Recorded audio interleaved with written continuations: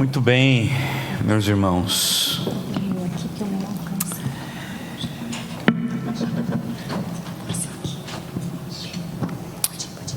Se você está se sentindo falta de um casal que senta mais ou menos por ali, que bom que você sentiu. Nosso pastor e a Ana, eles estão numa pequena viagem, né? Acho que até quarta-feira eles estão fora, daqui de Londrina, tá bom? Mas aqui estamos nós para celebrarmos ao Senhor. Se você precisar de alguma coisa até quarta-feira, você pode procurar um dos presbíteros da igreja, né? Temos o Jorge, o pastor Enoque, o pastor Gerson também está viajando, né? O Eusier, o Nedson que está ali também. Ou você pode procurar o seu líder de pequeno grupo, ou liga aqui na igreja, manda um WhatsApp que, com a graça de Deus, você será atendido naquilo que você precisa. Nós tínhamos uma programação onde hoje eu ia fazer a ceia e o pastor Enoque ia pregar, e de repente mudou-se. O pastor sabe por quê, mas Deus também sabe. E embora tenha sido uma semana de muito trabalho, que talvez eu não tivesse a condição de estar aqui, não pela minha capacidade, porque a falta de capacidade é toda semana, né, que eu tenho, mas especialmente essa semana de entrega de TCC que eu oriento, e de muito trabalho e de aula também na quinta-feira, né? Mas eu resolvi na minha vida não dizer não à obra do Senhor. E é por isso que eu estou aqui. Vai ser uma manhã bem difícil até às 11h30. Eu tenho meditado nesse texto há 2 dias, desde sexta-feira. Esse é o 3º dia. Tenho meditado, tenho chorado muito sobre ele. Deus tem ministrado uma palavra ao meu coração através dele. É isso que eu quero compartilhar a vocês. Então eu não tenho um grande sermão, uma grande exegese, grandes termos gregos que eu vou te explicar hoje, mas eu tenho uma palavra que pulsa dentro de mim, e que independente de mim, ela encontra você também nessa manhã. Se você viu a nossa arte, se você não viu, entre no nosso grupo de WhatsApp, e você vai receber todas as informações. No final tem um videozinho te convidando, né? Ou siga-nos no Instagram, que ela também foi publicada lá. É para isso que servem as nossas redes sociais. Lá só há publicações oficiais da igreja, tá? Não vai nem um meme, nem um videozinho.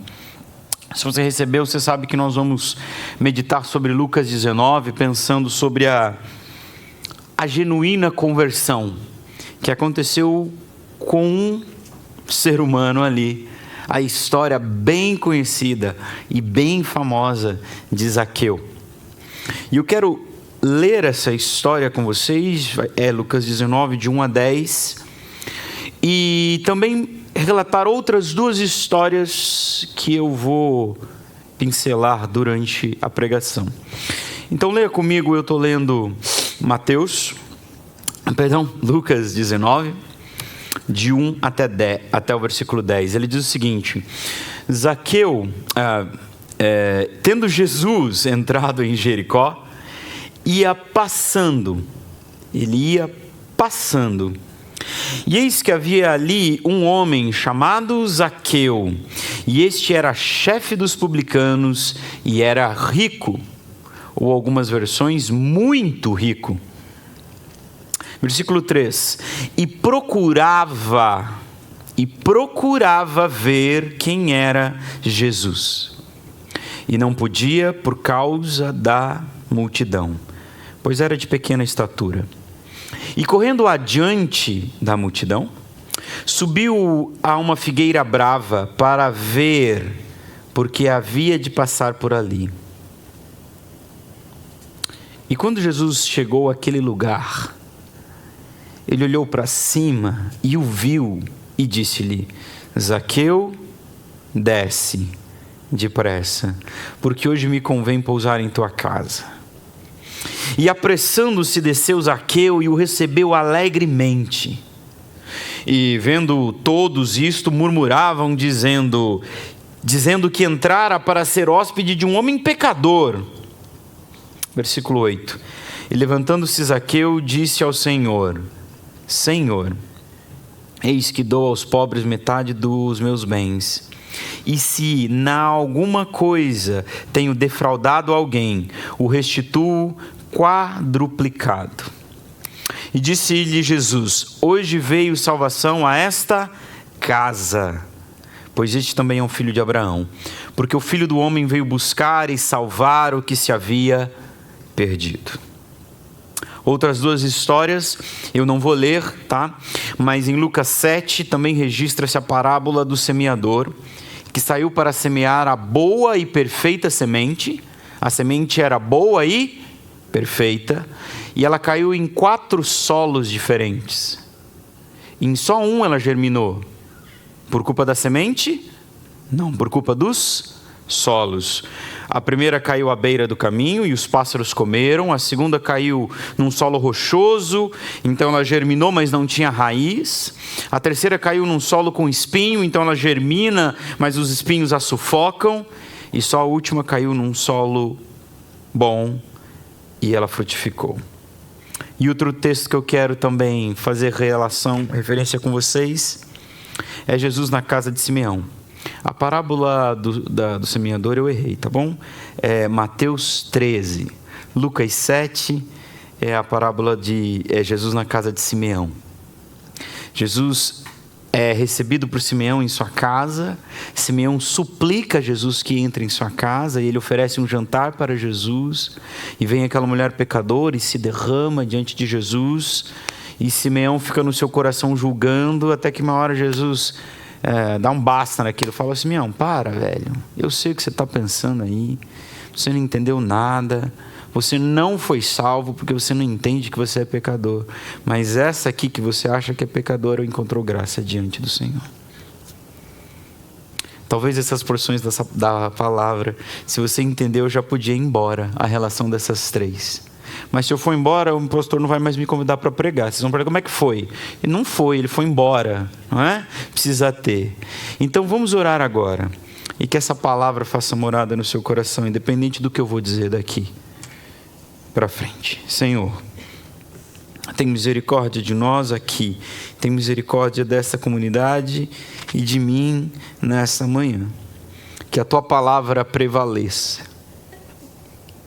É a minha oração, que a tua palavra prevaleça e se esclareça diante dos nossos olhos e diante dos nossos corações. Em nome de Jesus, que eu e a minha igreja ora. Amém. Eu quero contar para vocês a história da conversão genuína. Esse era o título, a conversão genuína. E essa aconteceu com este homem chamado Zaqueu. Então vamos ver o contexto do que está acontecendo aqui. Lucas registra no capítulo 18, um capítulo antes, que Jesus estava entrando em Jericó, porque ele estava a caminho de Jerusalém, aonde ele ia entrar triunfalmente, celebrar a Páscoa. Uma semana depois da sua entrada, seria crucificado. Ele chega em Jericó, é o que diz ali o versículo 1 de capítulo 19. Jericó ficava a cerca de 40 quilômetros de Jerusalém. Inclusive havia muitos dos sacerdotes que trabalhavam no templo em Jerusalém que moravam em Jericó. Por isso em Lucas 10, né, quando ele conta a parábola do bom samaritano, o homem que foi assaltado descia da onde? De Jerusalém para Jericó, e passavam ali os sacerdotes, os levitas, era o caminho que eles faziam. Certo? A fama de Jesus, então vocês entendem que o tempo aqui está próximo do fim da vida de Jesus. O seu ministério já correu por alguns anos. A fama de Jesus é grande. Ela chega em Jericó antes de Jesus. Por isso ali na entrada de Jericó, no capítulo 18, já há uma grande multidão. E inclusive então Lucas e Marcos registram que já na entrada da cidade havia um cego ali, Marcos diz que é Bartimeu, Lucas não registra o nome. E o cego clama: quem está passando? Que alvoroço é esse que a multidão faz? E eles dizem: é Jesus o Nazareno. E olha só o que o cego diz: Jesus, filho de Davi, tem compaixão de mim. E a multidão repreende o cego. Fica quieto. E ele ainda clama mais alto. Então a fama de Jesus chega até Jericó e chega até um homem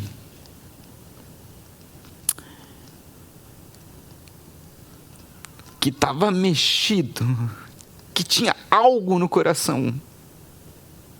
A fama de Jesus que chegou a grandes multidões, a fama que precedeu e de repente atingiu muitos sem efeito algum.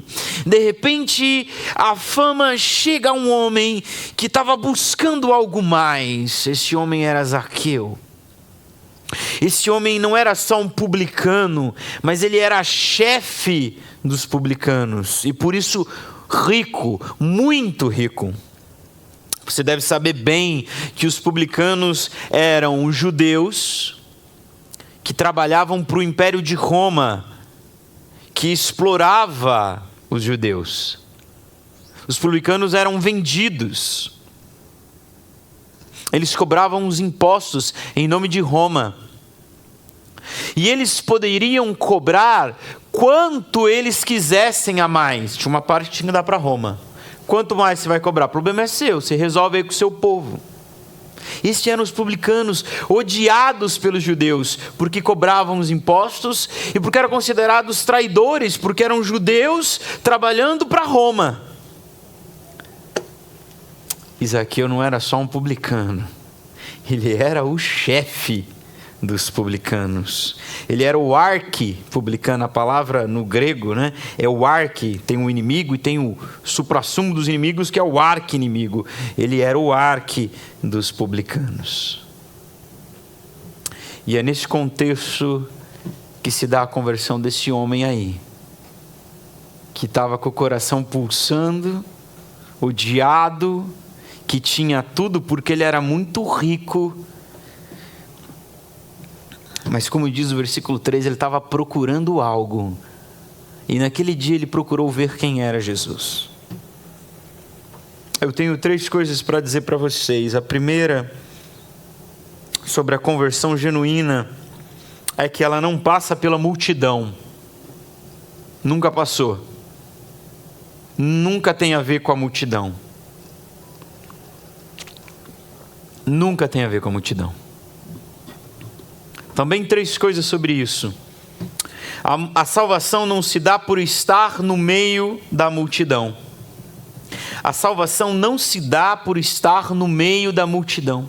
Não acontece ali. Olha para o versículo 9, você que está com seu aplicativo aberto, ou sua Bíblia, se está com o aplicativo, põe no modo offline, para o WhatsApp, nem um Instagram, apitar aí. Olha para o versículo 9, disse Jesus: a salvação veio a esta casa. A salvação aconteceu na multidão? A salvação aconteceu na casa. Em nenhum momento nos evangelhos nós vemos Jesus declarando salvação à multidão. Olha, agora vocês estão salvos. Nem a multidão que ouviu o sermão do monte, que ótimo sermão eles ouviram, é o melhor sermão que poderia ser ouvido, porque era de Jesus. Não é igual ao pobre de vocês que ouvem eu nessa manhã.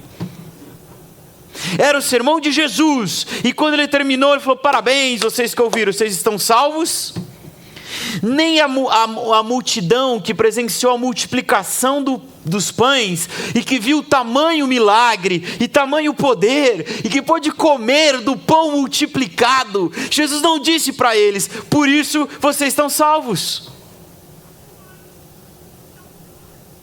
Nem a que ouviu, nem a que provou do poder de Deus, nem mesmo a multidão que uma semana depois fez uma festa para Jesus entrando em Jerusalém, colocamos seus ramos, e inclusive dizendo que ele veio em nome do Senhor. Bendito é o que veio em nome do Senhor. Jesus não disse para eles que eles estavam salvos. A salvação não passa pela multidão. A genuína conversão é interior. Na genuína conversão, não dá para ser mais um na multidão. Não é num rebanho todo, onde aquela igreja Catuaí que tem um pastor legal. Então daí Deus salvou todo mundo por causa do pastor legal. É particular. Por isso a primeira coisa que Jesus fala para Zaqueu: Zaqueu, desce daí. Nós vamos conversar em casa, no particular. A segunda coisa sobre a multidão é que na multidão prevalece apenas as aparências. Apenas as aparências. Eu estava conversando com alguém lá no meu pequeno grupo. Aliás, meu pequeno grupo não, porque eu não tenho nada. E também não é pequeno, né? O nosso grupo lá. Mas de que não dá para ser cristão, a vida cristã não dá para ser vivida domingo das 10 às 11h30, se é que nós vamos terminar 11h30 hoje, que Deus tenha misericórdia. Não dá, não é viver, isso não é ser cristão. A palavra de Deus nos chama a partilhar a vida, a dividir. Desde lá do Antigo Testamento dizia como o ferro afia o ferro, e isso só se dá no contato, e não na distância, e não nas aparências, que é o que nós fazemos aqui domingo de manhã. Eu venho com a minha roupinha bonitinha, cheirosinha, te dou um tapinha nas costas. Oh, meu irmão, minha irmã, Deus abençoe essa semana, como é que foi? Foi uma droga, mas você fala, tudo bem, graças a Deus. Deus está no controle. Você passou a semana gritando com 2 crianças em casa. Como é que tá? Está tudo bem, meu irmão. Está tudo bem. E as aparências? Na multidão não se dá conversão porque a gente se relaciona superficialmente. A multidão viu apenas o fato de Zaqueu ter subido na árvore. Jesus viu o coração. Jesus viu que aquele homem estava à procura de saber quem ele era. É isso que a multidão faz. Ela nos traz as aparências. Por isso Jesus fala para ele descer, desce. Pode descer. Desce daí. A gente vai ter que conversar na intimidade. A multidão fica focada nos esforços, nos ritos, nas formas, nos moldes daquilo que nós fazemos. A multidão poderia estar ali aplaudindo Zaqueu. Ô, Zaqueu! Subiu na árvore, cara, legal. Jesus te notou. Parabéns, Zaqueu. Agora vamos todos subir em árvores para sermos notados por Deus. Porque é isso que nós queremos, essa aparência, esta forma. Nós vamos abrir a primeira igreja dos subidores em árvores. É a forma, não é a essência. Pode subir na árvore, meu irmão, mas se o seu coração não tiver como de Zaqueu estava naquele dia, não vai mudar nada. Isso é a nossa religiosidade, tentando construir nossas torres para chegar até o céu. Quinta-feira nós estudamos a Arca de Noé, o dilúvio, a Arca de Noé e a Torre de Babel. Pela graça e misericórdia de Deus, quase não tinha mais lugar naquela sala. Você está sabendo disso? Você está sabendo que nas reuniões de orações a gente está usando microfone, porque já não está dando para ouvir mais seu microfone? Até quando, meu querido membro da igreja Catuaí, você vai estar sendo só mais um na multidão? E não está vendo na essência o que Deus está fazendo por aqui? Eu encontrei um amigo meu depois de muitos anos aqui na igreja, domingo passado, e foi a primeira vez que ele veio. E antes de ir embora, eu estava tirando foto dos pequenos. A primeira vez, ele estava tirando foto dos horários dos pequenos grupos. E a gente está aqui há 2 anos falando, pequeno grupo, irmão, pequeno grupo, irmão, pequeno grupo, irmão. Sabe por quê? Porque não dá para viver o evangelho aqui, das 10 às 11h30. Você pode vir, aliás, deve vir cantar com o Vitor, né? Essas músicas bonitas que ele coloca, celebrar a ceia, mas o verdadeiro evangelho não se vive assim, nas formas, nas aparências, na superficialidade. Por que eu falei da aula de quinta-feira? Porque nós estamos à Torre de Babel. Você sabe o que era a Torre de Babel? Os homens falaram, vamos construir uma torre para chegar até os céus. Sou eu e você, com a nossa religiosidade, tentando fazer torres para chegar até o céu, tentando subir em árvores para chegar até Deus. E Deus veio até Babel e falou assim, chega, espalha todo mundo, vaza. E o professor de quinta-feira fez até uma profetada, né? Ele falou, desejo que Deus destrua todas as suas torres que você constrói para si mesmo, para tentar chegar a Deus.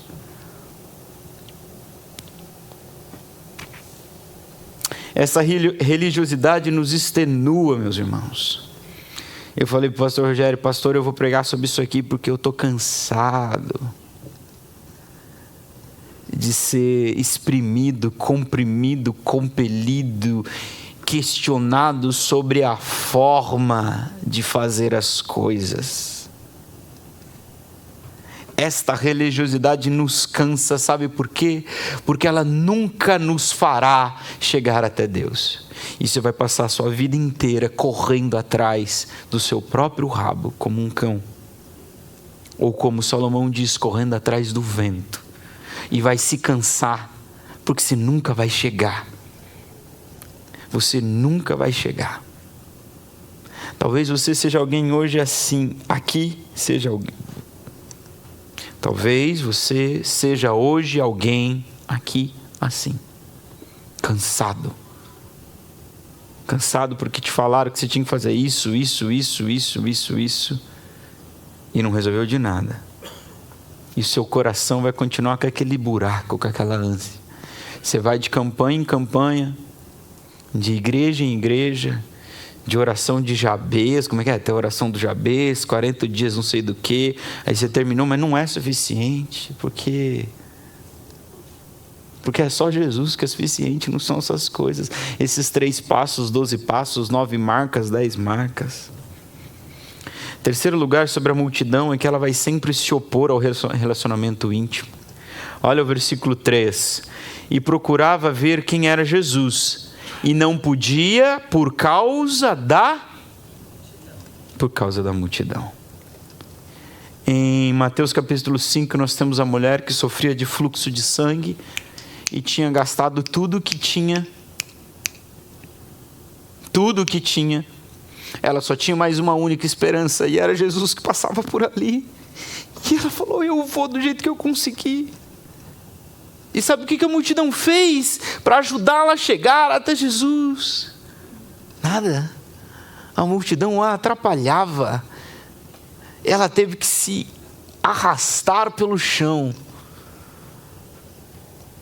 para tocar a orla das vestes de Cristo. Em Marcos capítulo 2, a famosa história do paralítico e seus 4 amigos que o levaram até Jesus, quando ele estava em uma casa em Betânia, e a Bíblia vai dizer que eles não conseguiram chegar até Jesus. Sabe por quê? Por causa da multidão. E eles desceram arrancaram parte do telhado e desceram um paralítico até o telhado. No capítulo anterior, em Lucas 18, eu falei que quando Cristo está chegando ali em Jericó, o cego Bartimeu começa a clamar, Jesus, filho de Davi, tenha compaixão de mim. Lucas 18, 38, e a multidão vai dizer, cala-se. Chega dessas expressões genuínas do coração. Nós não queremos isso na multidão. A multidão existe para ser superficial. Para com isso, Bartimeu.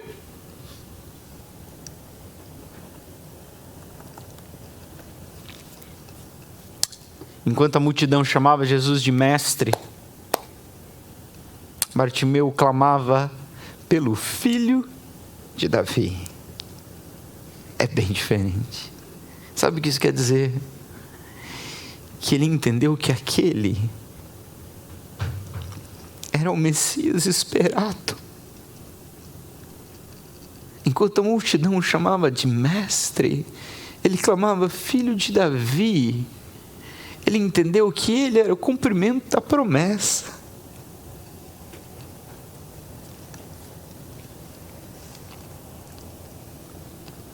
Ou seja, o cego viu muito mais que a multidão. No versículo 7, depois que Jesus entra na casa de Zaqueu, Lucas registra, e vendo todos, quem? Todos, isto, murmuravam, dizendo que ele entrara para ser hóspede de um pecador. A função da multidão, meu irmão, é justamente essa, é exatamente esta: impedir seu relacionamento íntimo com Deus. Por mais triste que isso seja, muitas vezes é isso que eu e você exatamente quer. Eu já vivi isso. E acho que todo crente que é crente há muito tempo já entrou numa igreja para se esconder na multidão. Vai dar certo. A multidão é ótima para isso.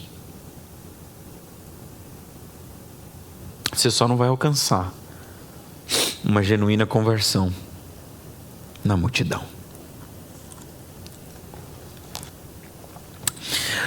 A genuína conversão também não passa apenas por um encontro com Jesus. Jesus fala com Zaqueu na árvore, mas não é ali que ele se converte. Não é ali. E viu Jesus Zaqueu na árvore e disse: hoje chegou a salvação. Não basta apenas se encontrar com Jesus. Também em Lucas 18, Lucas registra a história do jovem rico que veio ter com Jesus e chama Jesus de bom mestre. De novo, é mestre, né? Lucas 18. Ele fala da lei que ele guardava, ele discute teologia com Jesus, mas então Jesus quer atacar o seu coração, quer atacar o cerne da sua vida, e fala: vende tudo que você tem e vem me seguir. E aí ele fala: não, porque eu não quero.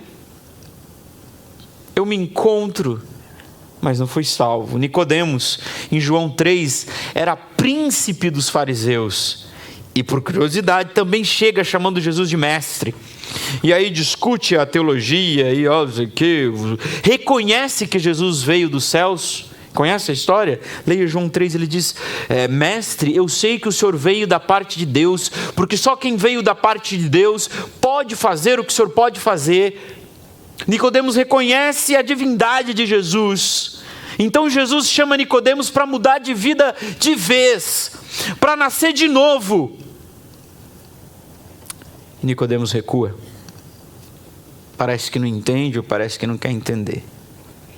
Assim é a história do jovem rico, de Nicodemos e de tantos outros. Durante o Evangelho nós lemos que se encontraram com Jesus, que guardaram a lei, que discutiram com ele teologia, que até reconheceram a divindade de Jesus. Mas na hora de nascer de novo, na hora de abandonar os pais e mãe para segui-lo, não foram capazes. Então a conversão não está no simples fato de se encontrar com Jesus, como talvez você já tenha feito. A salvação também não se dá, a conversão genuína não se dá apenas por ter recebido Jesus em casa. Jesus entra na casa de Zaqueu, mas também não é ali que Jesus declara que ele foi salvo. Zaqueu, porque você me recebeu em casa, hoje chegou salvação. Em Lucas capítulo 8, Jairo tem sua filha doente. E a história vai dizer que ele vai atrás para trazer Jesus para sua casa, para dentro da sua casa. E o mestre chega, ressuscita sua filha. Jairo e sua esposa são testemunha e alvos do poder e da bondade de Deus. O último versículo do capítulo 8 de Lucas diz até que eles ficaram maravilhados. Mas para por aí. E talvez existem muitos assim, que recebem Jesus em casa, são alvos do poder e da bondade dele, ficam até maravilhados, mas a salvação não está exatamente só nisso. Como eu comentei lá no início de Simeão, o chefe dos fariseus, que suplica para que Jesus entre em sua casa. Lucas 7:36, ele suplica, ele implora para que Jesus entre em sua casa. Então ele recebe Jesus, ele come com ele na mesma mesa, ele parte o pão, ele participa de uma ceia com Jesus, como nós fizemos, mas nada muda no seu íntimo. Como que eu sei? Como que sabemos? Porque no seu coração ele estava ali julgando a mulher que estava jogada aos pés de Jesus, dizendo: se ele soubesse que essa aí é uma terrível pecadora.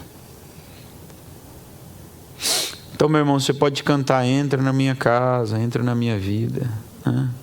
O Vitor queria muito cantar essa música de manhã. Eu falei: não precisa, não vai dar tempo.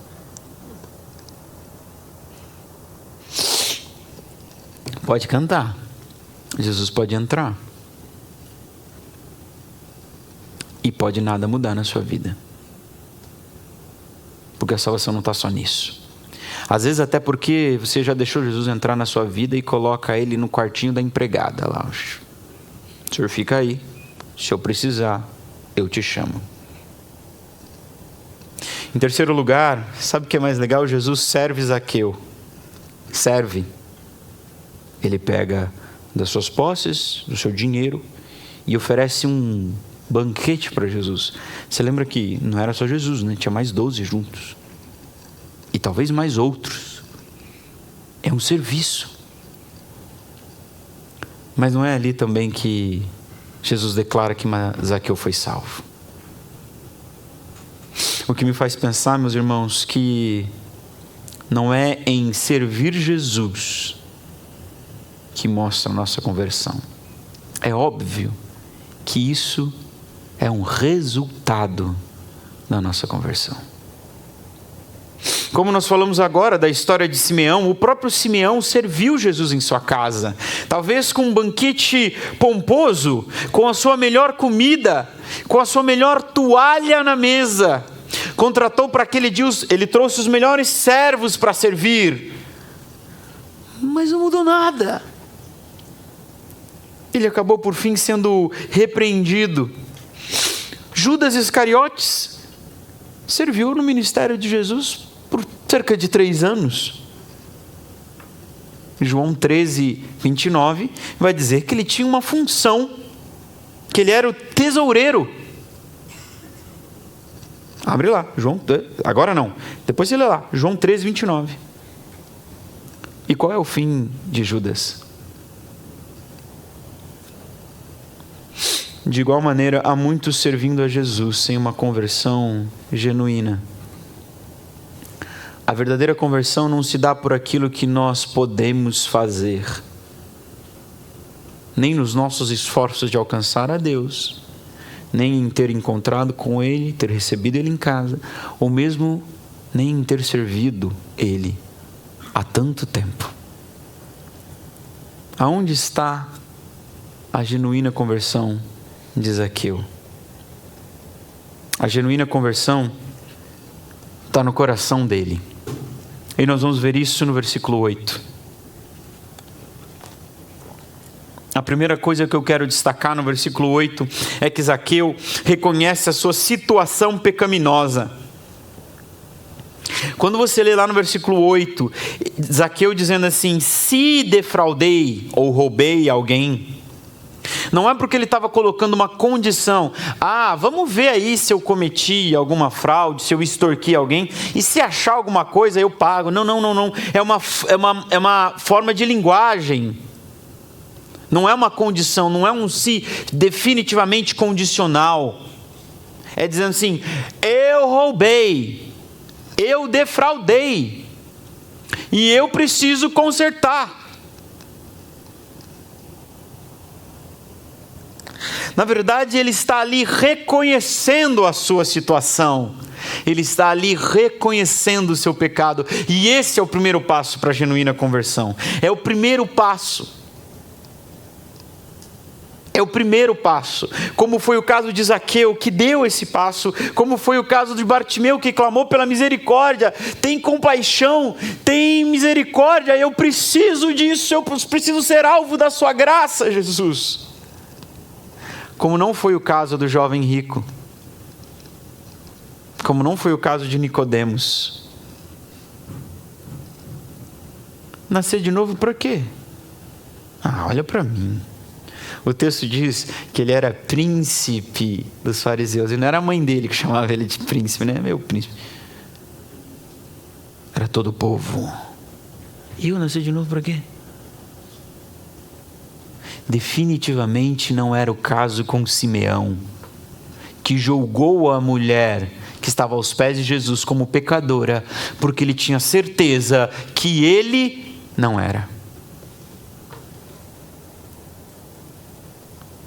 Jesus veio buscar e salvar o que se havia perdido. Ele mesmo diz isso no versículo 10.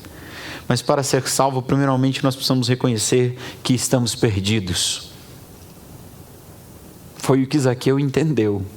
Não dá não. Assim não dá mais. Eu preciso mudar, eu preciso consertar, eu estou errado. Mas Zaqueu, você é chefe do chefe, é rico, todo mundo te aplaude aí pela rua, né?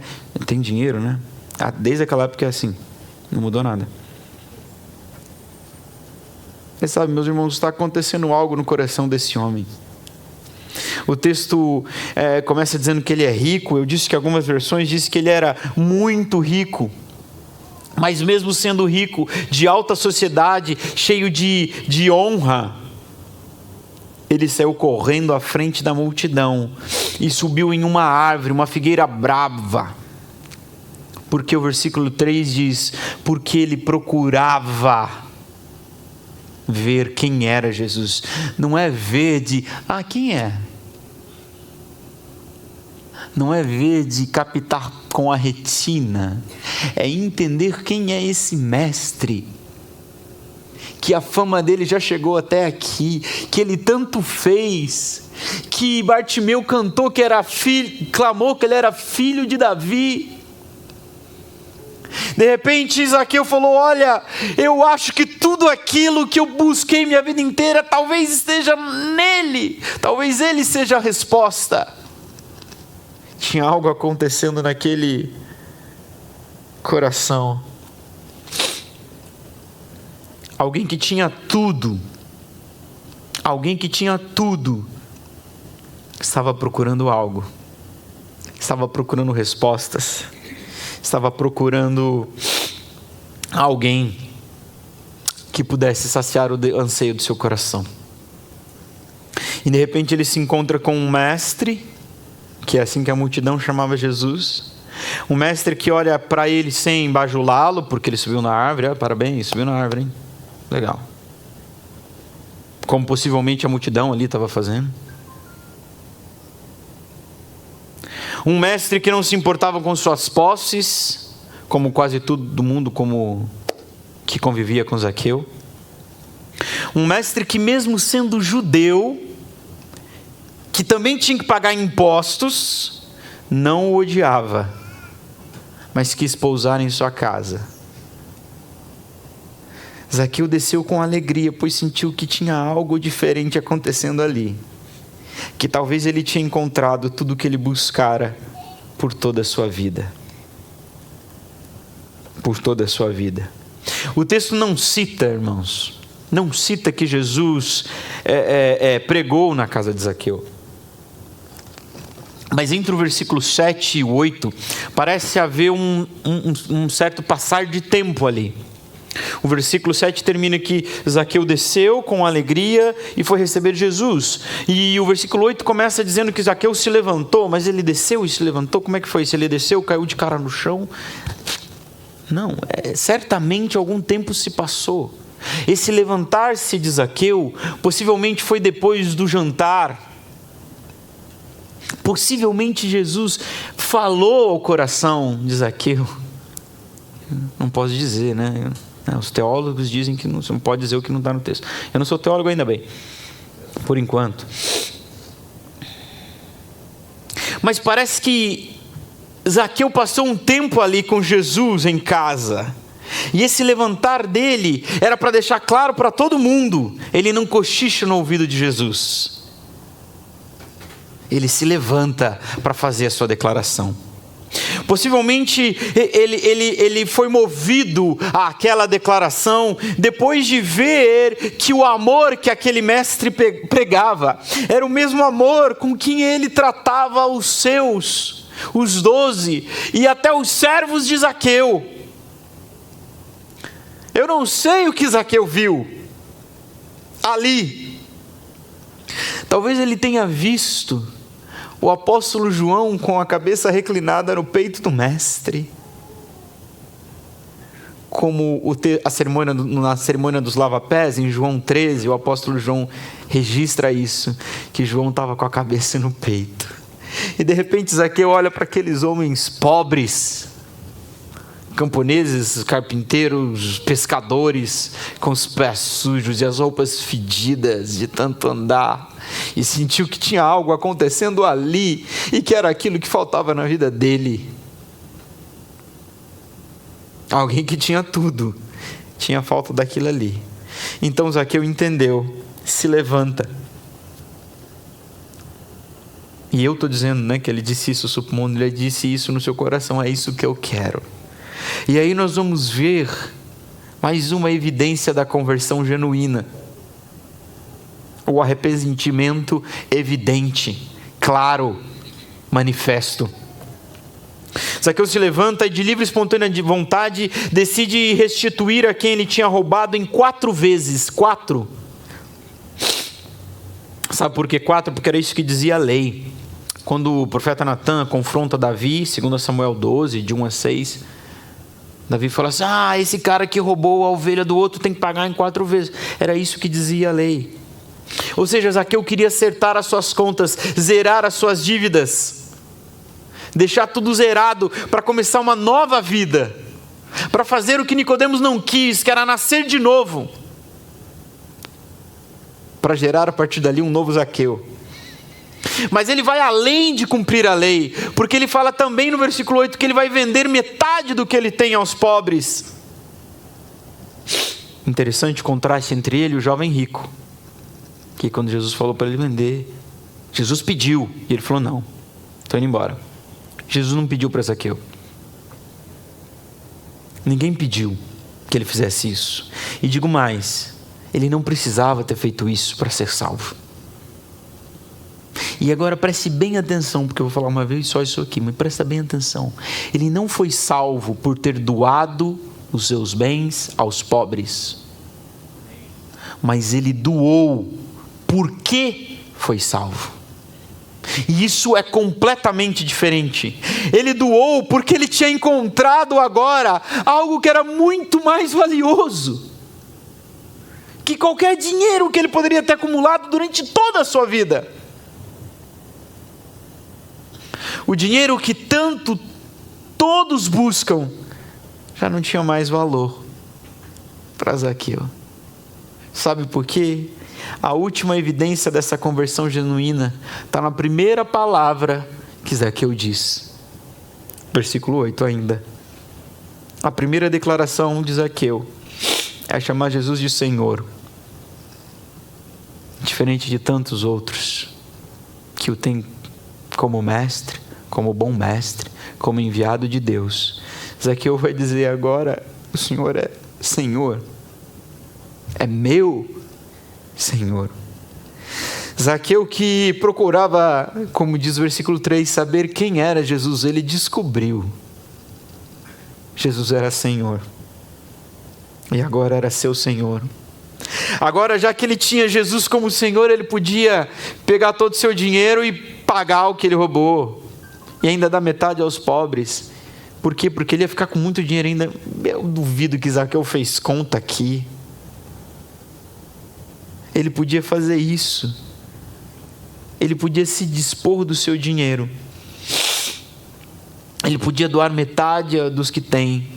Porque se toda a vida o dinheiro foi o seu Senhor, agora ele tem um novo Senhor. Esta é uma conversão genuína. Ele se arrepende, entende que erra, que é pecador, corrige os seus erros e tudo muda. Tudo muda de sentido, tudo muda de valor.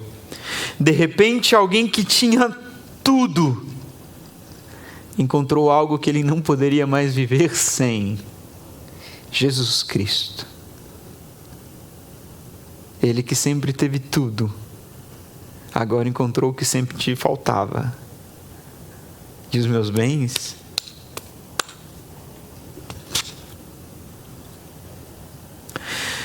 Eu não sei quem é você nessa história. Talvez você seja a multidão, como eu também já fui a multidão e da multidão, julgadora, superficial, tentando atrapalhar os relacionamentos íntimos, mas fazendo festas e aglomerações para o Mestre Jesus, seguindo regras e formatos e ritos e ramos e palmas e subindo em árvores, mas sem mudar o íntimo, sem mudar o interior.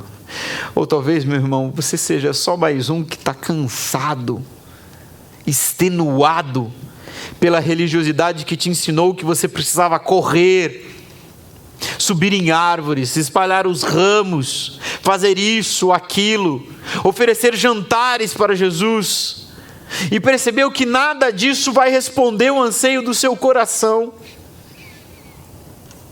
Porque talvez hoje você seja como Zaqueu, alguém que tem tudo o que precisa, mas talvez você esteja como Zaqueu procurando saber quem era Jesus. Saber quem era Jesus. Como eu falei no começo, Jesus estava passando por ali. Jesus estava passando por ali para ir para onde?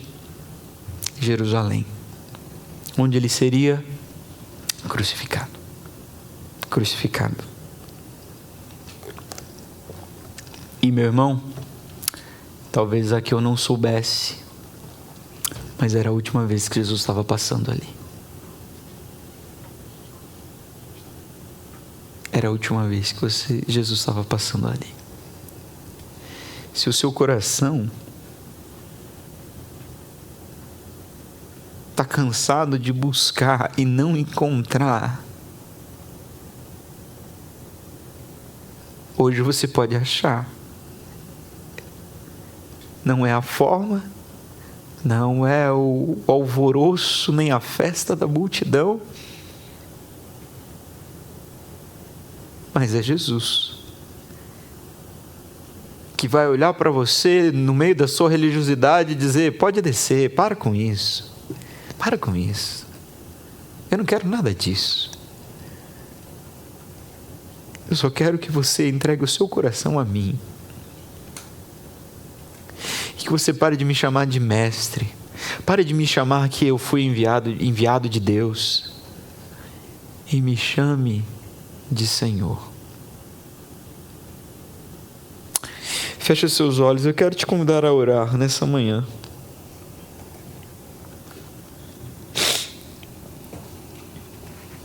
Eu quero que você se encontre aqui nessa história. Se hoje você acha que você é a multidão, está na hora de você se desarmar, descer das suas árvores, abrir mão dos seus ritos, das suas orações pré-moldadas, pré-formatadas,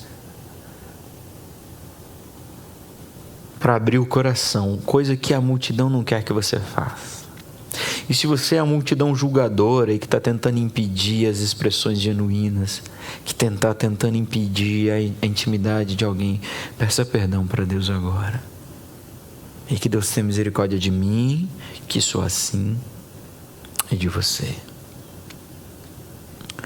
Mas se você é alguém como eu, cansado da religiosidade que te ensinaram, que te colocaram para viver,